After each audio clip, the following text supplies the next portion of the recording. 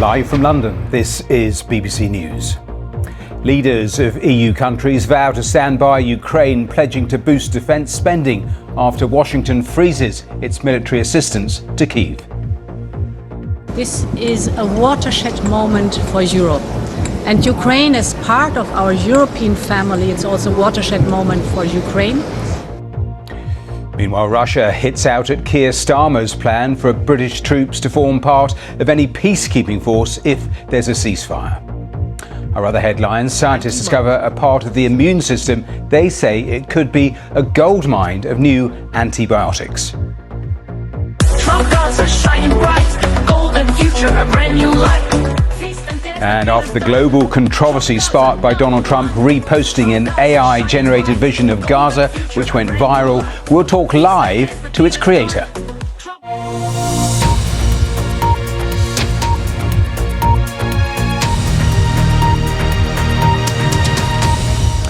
Hello and welcome to BBC News. European leaders have promised to stand by Ukraine as they hold an emergency summit to discuss defence spending in the face of a major shift in US security policy. Damien, thanks very much. As Damien was speaking, just one line coming from Russia's Vladimir Putin saying we have to choose the peace which is suitable for Russia. So the latest line from Moscow. Plenty more from the summit in a moment or two. And here on the programme in the next few minutes, we'll be talking to the former UK Defence Secretary, Sir Michael Fallon. He's here in the studio with me. So plenty more on this, the story that is dominating today's agenda. Around the world and across the UK, you're watching BBC News.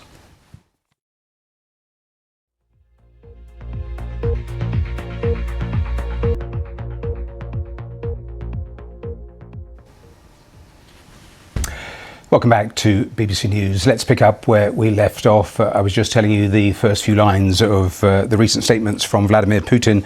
Just one more to add to it. I told you that he'd said we have to choose the peace which is suitable for Russia. He has also just said, when he was asked if Russia would treat, he said in one word, we will not. 3 words, actually. So let's talk to the former UK Defence Secretary, Sir Michael Fallon. He's here in the studio with me. Michael, welcome here to the programme. Let's take it in stages. This summit, we've heard from Macron, Starmer, von der Leyen, all saying similar things. We are at a crossroads moment, aren't we?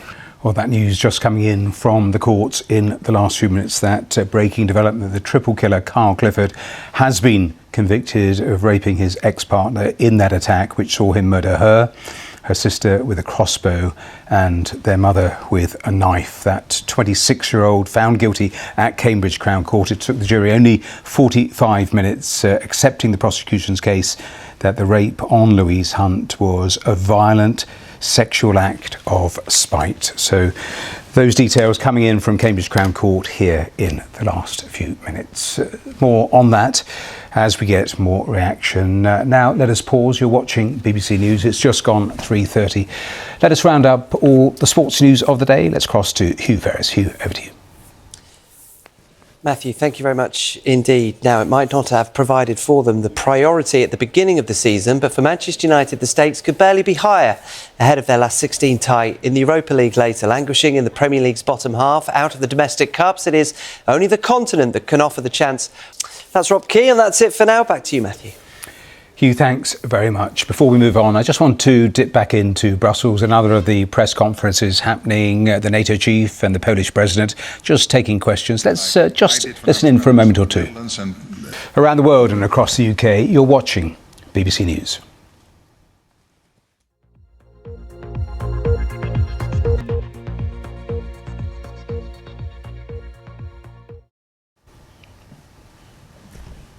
You're watching BBC News. Let's return to that breaking news of the last 15 minutes or so, that Carl Clifford, who admitted murdering Louise Hunt, her mother Carol Hunt and sister Hannah Hunt, has now been convicted in the last few minutes of raping Louise Hunt, who he'd previously been in a relationship with. Clifford had denied raping Louise before killing her with a crossbow back in July at the family's home. So let's go back to Cambridge Crown Court. Ben Schofield is still there. And Ben, as I say, this story broke only 15 minutes ago. For anyone who missed those initial details, the jury was sent out, but they were only out for less than an hour, weren't they?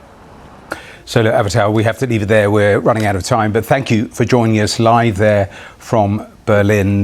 Do stay with us when we're back. We'll have all the latest headlines. We'll have the latest from that Brussels summit, the latest too from Cambridge after the conclusion of that court case with the triple killer Kyle Clifford, found guilty this afternoon of rape. More on all of those stories here on BBC News in a moment or two.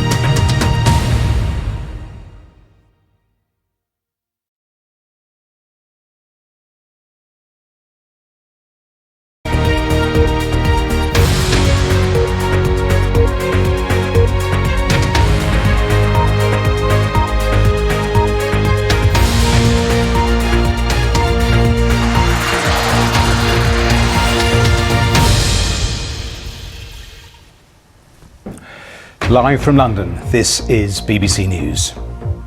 A man has been found guilty in the UK of raping his ex-partner, who he then murdered, along with her sister and their mother at their home last year. Leaders of EU countries vow to stand by Ukraine, pledging to boost defence spending after Washington freezes its military assistance to Kyiv. You made a strong signal to Ukrainian people, to Ukrainian warriors, to civilians, to all our families, and it's great that we are not alone. We feel it and we know it. Thank you so much for everything. One other headline, scientists discover a part of the immune system they say it could be a goldmine of new antibiotics.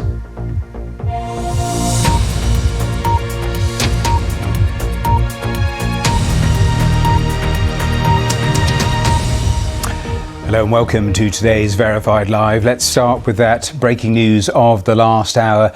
News that Kyle Clifford, who admitted murdering Louise Hunt, her mother Carol and sister Hannah Hunt, has now been convicted of raping Louise Hunt, who he'd been previously having a relationship with. Clifford had denied raping Louise before he killed her with a crossbow in July at the family's home in Bushey in Hertfordshire last year. But that's some of the latest detail. If there are more news conferences, we'll obviously return to Brussels. Around the world and across the UK, you're watching BBC News.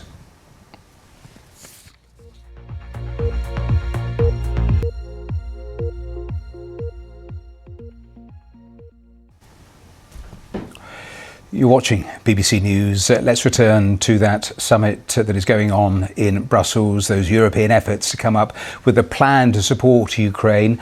A UK official says around 20 countries, mostly European and Commonwealth nations, have expressed an interest in contributing to a so-called coalition of the willing to help Kyiv if there is some sort of ceasefire.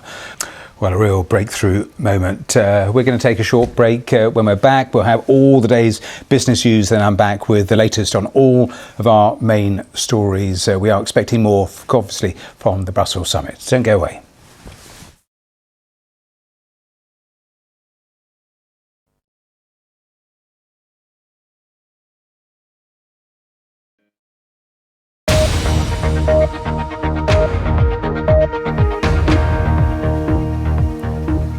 Back to the future, the roller coaster ride continues as Wall Street recoups some of the early losses. Now, Commerce Secretary Howard Lutnick says tariffs on nearly all products from Mexico and Canada will likely get delayed. Also coming up, ahead of the curve, cheaper borrowing for the 20 nations that share the euro. When will the US and UK follow suit? Plus, investment ideals. A group of UK lawmakers call on banks and fund managers to stop viewing defence investments as unethical to boost the defence sector and support Ukraine.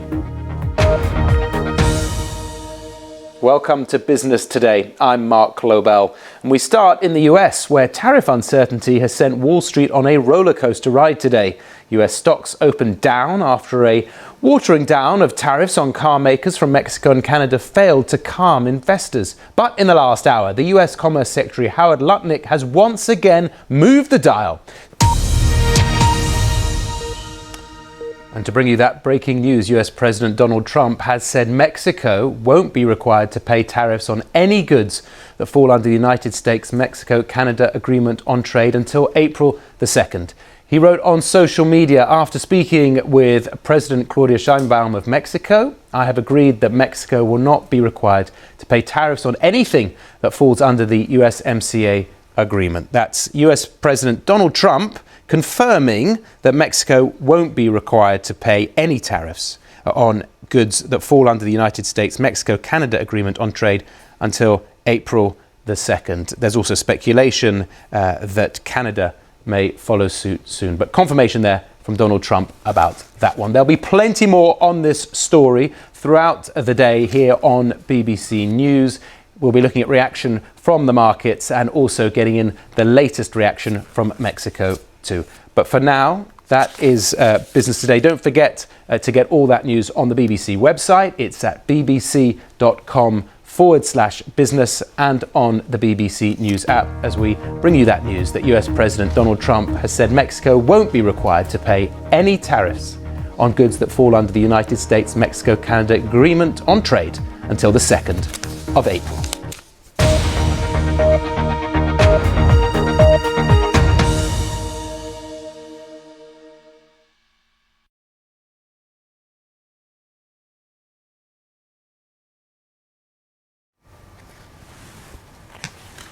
Welcome back to BBC News. Now, Hamas says President Trump's threats against the group encourage Israel to back out of the Gaza ceasefire agreement. They were responding to a social media post by Donald Trump saying that it will be over for Hamas if they fail to hand over all the remaining hostages in Gaza immediately. Well, the filmmaker that actually put together that AI-generated video of Gaza. It's worth just returning to that breaking news of the last few minutes. It regards Donald Trump, the Mexico tariffs. The US president saying Mexico won't be required to pay tariffs on any goods that fall under the US-Mexico-Canada agreement on trade until April the 2nd. So again, he has brought in tariffs, then removed them. We've seen that now twice in the last couple of weeks. So we'll talk to Will Grant, our correspondent on that in Mexico here in the next part of our programme, as well as getting the latest from the Brussels summit. You are watching BBC News. Now, Andrew Tate, the self-described misogynist, has announced on social media that he will return in a few days to Romania, where he and his brother face rape and human trafficking charges.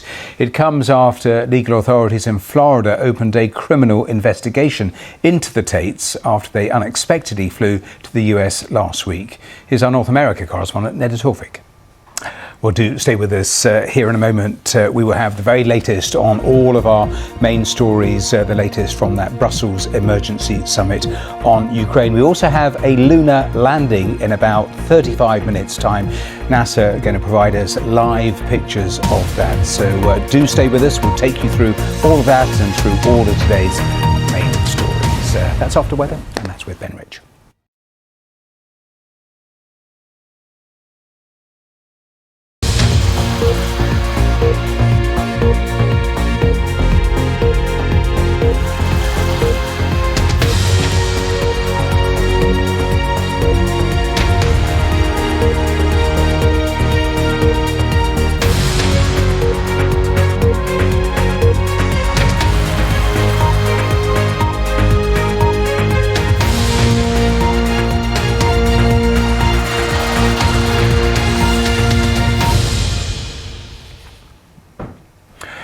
Live from London, this is BBC News. Leaders of EU countries vow to stand by Ukraine, pledging to boost defence spending after Washington freezes its military aid to Kyiv. This is a watershed moment for Europe. And Ukraine, as part of our European family, it's also a watershed moment for Ukraine. I'm Nick Beake, live in Brussels, where those EU leaders are still meeting. Their immediate, urgent task trying to fill this gap left by the US withdrawing military aid for Ukraine.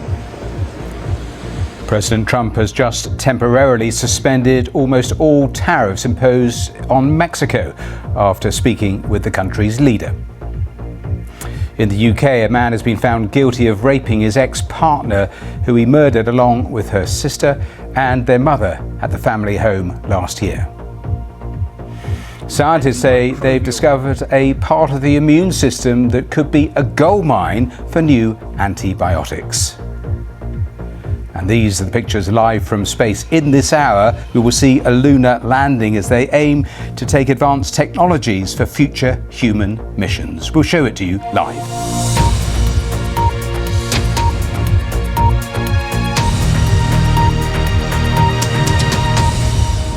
Hello and welcome to BBC News. European leaders have promised to stand by Ukraine during an emergency summit to discuss defence spending in the face of a major shift in US security policy. Plenty more on our headline stories here in a moment. We'll get the latest on that tariff decision on Mexico, but around the world and across the UK, you're watching BBC News.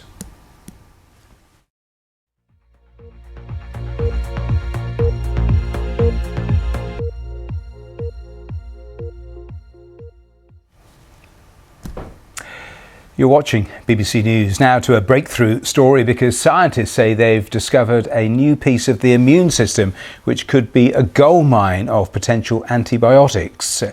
The tests reveal that a protein recycling structure found in every cell in our body can produce bacteria-killing chemicals when it detects infections. Well, thanks very much. Canadian government sources telling the BBC in the last few minutes they're expecting the same exemption to come in the next few hours. That's just about it for this section of the programme.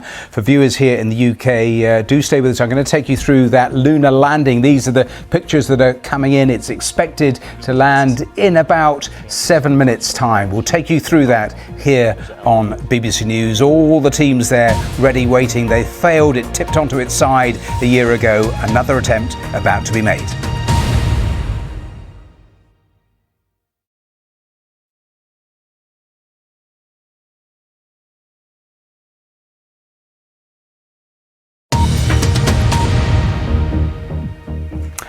Welcome back to BBC News. Now, we'll have sport here in a moment, but just for the next few minutes, we want to concentrate on the moon because we're going to get a lunar landing because Intuitive Machines' Athena lander is attempting a touchdown on the lunar surface.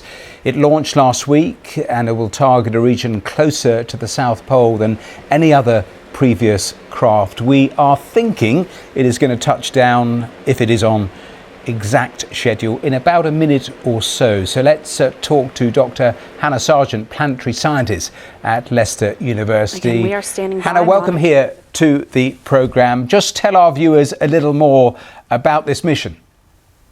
Well, you said earlier you were an optimist, glass half full. Let us hope. Information still coming in. If you're still watching, you can click onto that QR code for more of the detail, more of the confirmation. Hannah, we have to leave it there. Dr. Hannah Sargent, thank you for being with us and taking us through and explaining it so well to our audience and so clearly. Do stay with us because we will have more details. That picture feed has disappeared from NASA, but as I say, do click onto that QR code because we will try and keep you right up to date with the very latest. That was the Athena lander. We were waiting to see if it has landed. I'll read out that last bit of information. The company saying it is on the surface of the moon, but the spacecraft's health orientation remains unclear. So that brings us just about to the end of today's programme, Verified Live. Thanks for being with us. We were on that live event for the last half an hour. Before that, we were across the Brussels summit, the emergency summit. Do stay with us in the coming hours. We're likely to hear from all those main EU leaders as they hope to increase support to Ukraine. Thanks for watching, and hopefully I'll see you at the same time tomorrow. Bye-bye.